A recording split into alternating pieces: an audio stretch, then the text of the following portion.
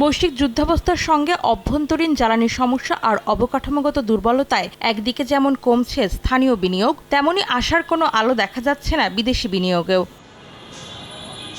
বাংলাদেশ ব্যাংকের হালনাগাদ তথ্য বলছে, চলতি বছরের প্রথম প্রান্তিক জানুয়ারি থেকে মার্চ সময়ে গেল বছরের একই সময়ের তুলনায় বিদেশি বিনিয়োগ কমেছে 43.84%। তথ্য বলছে, জানুয়ারি থেকে মার্চ 3 মাসে দেশে মোট বিনিয়োগ এসেছে $110 কোটি 43 লাখ। এর মধ্যে অর্ধেকের বেশি $65 কোটি 70 লাখ ফেরত নিয়ে গেছে বিদেশি বিনিয়োগকারীরা। সেই হিসেবে নিট বিনিয়োগ দাঁড়িয়েছে $44 কোটি 73 লাখ। টাইফুন ফ্যাব্রিক কেয়ার,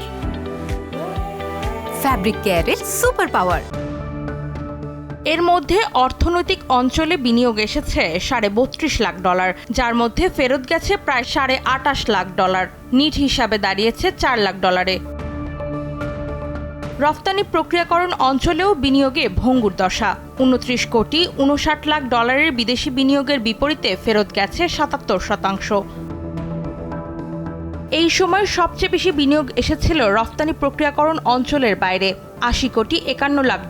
তবে এখান থেকেও ফেরত গেছে $42 কোটি 60 লাখ, যেখানে নিট বিনিয়োগ দাঁড়িয়েছে $37 কোটি 91 লাখ, যা গেল বছরের একই সময়ের তুলনায় $29 কোটি 94 লাখ কম।